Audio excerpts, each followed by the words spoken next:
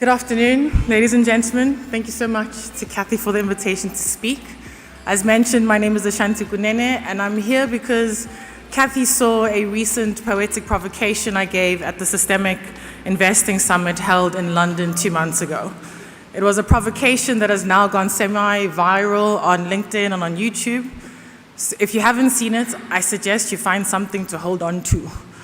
And if you have seen it, I guess you know to find courage, because I'm about to provoke you all with love.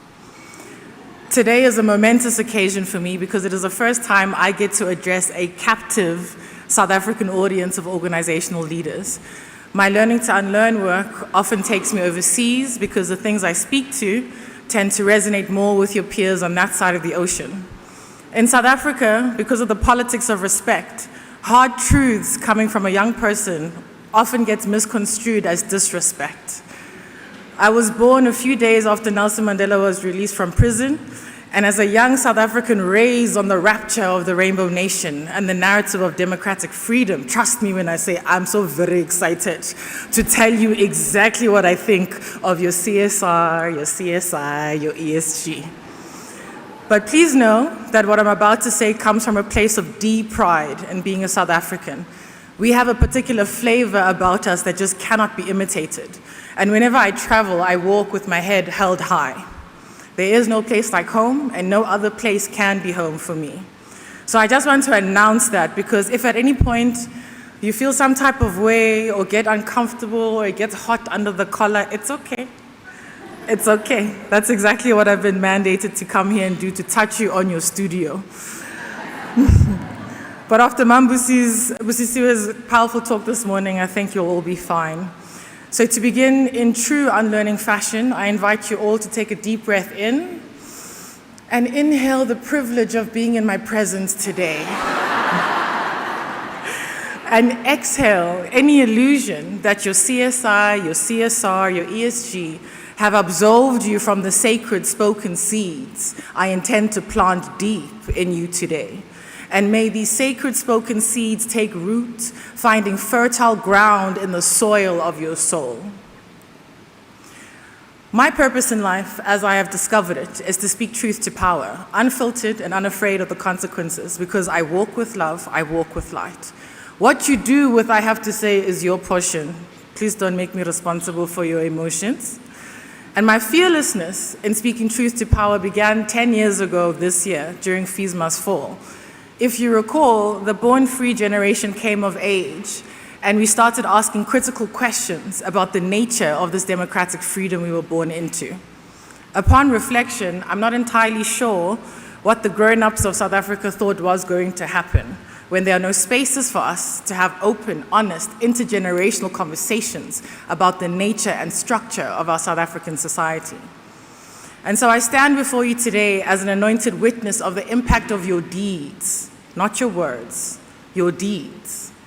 I stand before you holding not the freedom that was promised to me as a supposed born free, but I stand holding a ledger accounting for all the times your CSR, your CSI, your ESG has largely been measured in photo ops in front of libraries built for poor children in the townships.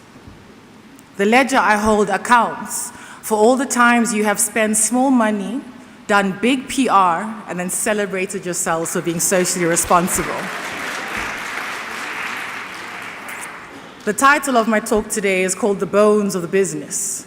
Bones which I intend to unbury for you today, because I am the daughter of a sunset-claused democracy that fed its children's future to a neoliberal capitalism and then had the audacity to name us born free.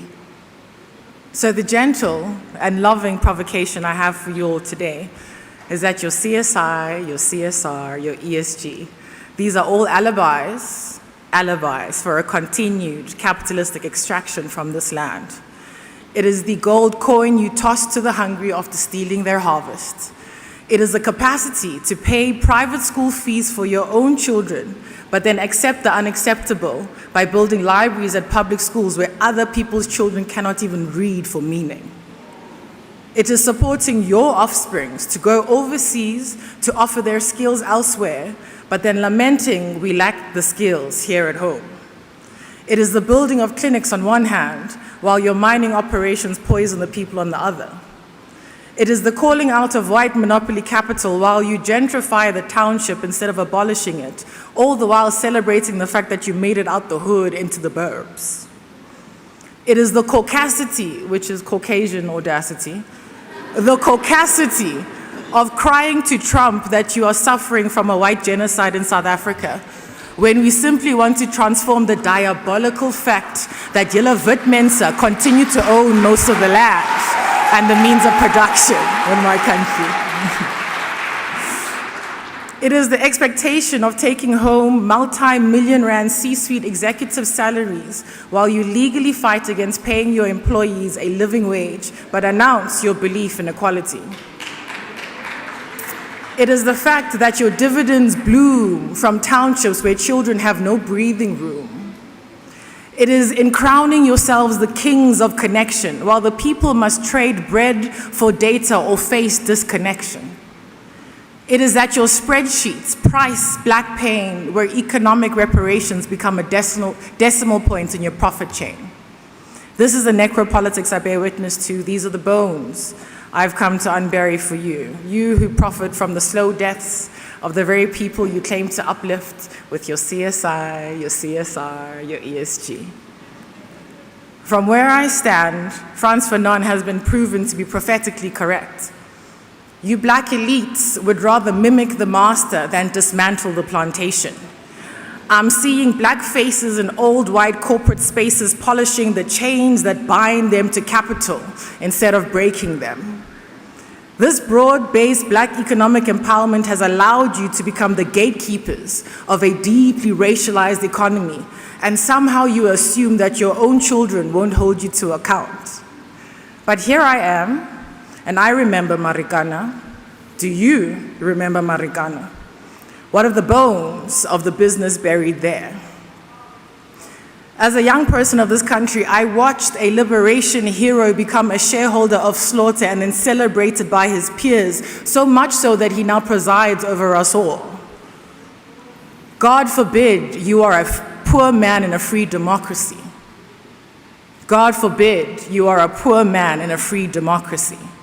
Marikana cannot simply be a memory. It must be a mirror to look into and answer whose children exactly are supposed to suffer as part of the calculated risk of doing business. Calculated risks you take in order to keep the monthly paycheck the white man pays you. A paycheck that keeps you shackled to those capital chains you keep polishing because to break them apparently is too much work.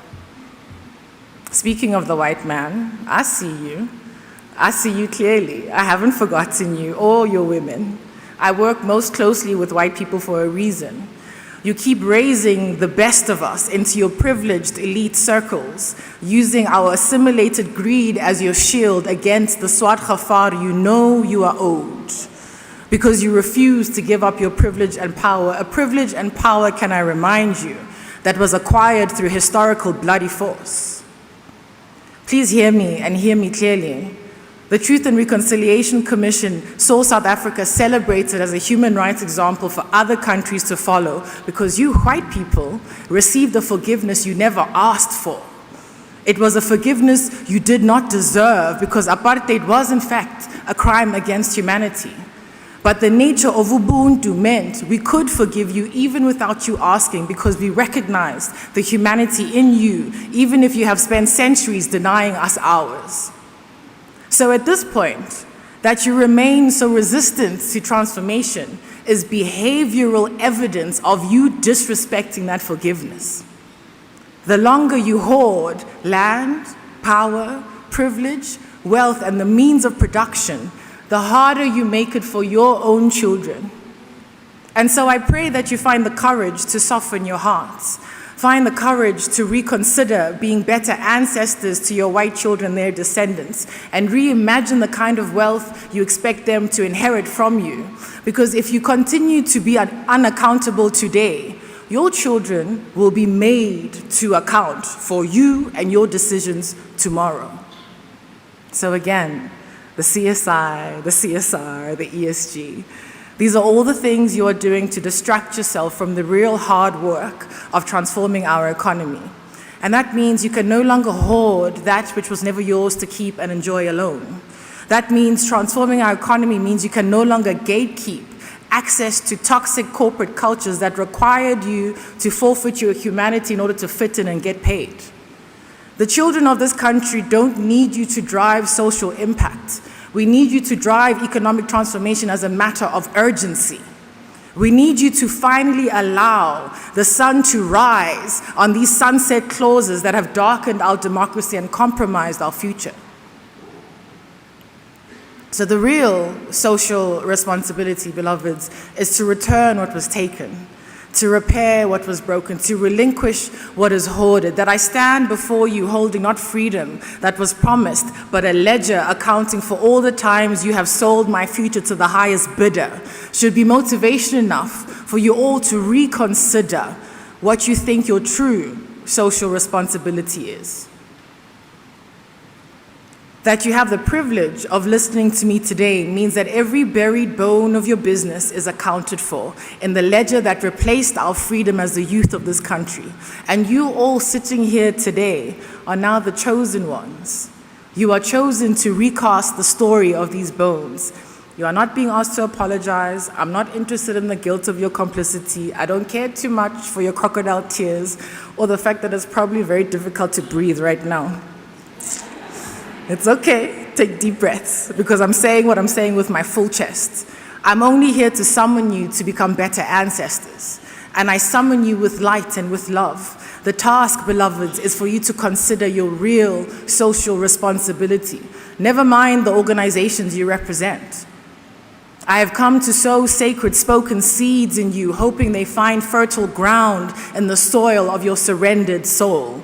These are sacred seeds waiting to be watered by the white tears that come with unclenching your hoarding fists. These are sacred spoken seeds begging you to unfrown your assimilated black brows, to feed the hungry mouths that remain open in the hope that you will do the right thing. These are sacred spoken seeds that seek to soften your hardened hearts, pry open your folded arms, and allow the roots to plant themselves deep in you, growing into forests of truly reconciliatory repair of our South African society. The bones of the business are now unburied and are all accounted for. That you have heard me today means that you are officially on notice as the chosen ones to go out and fix what has been broken. Because we only correct the people we love, isn't? So please, with all the grace in me, feel deeply held, feel deeply seen, feel deeply loved. Know that there's no more hiding place. You must begin to walk your responsible talk. Otherwise, stop talking and please sit down. It's okay. There's no more space for another verbal entry in this ledger. You literally carry the future of our country in your hands. It is you who will determine our freedom. So please hold it well, nurture it well, protect it well, guide it well, so that it may all be well with us. Thank you.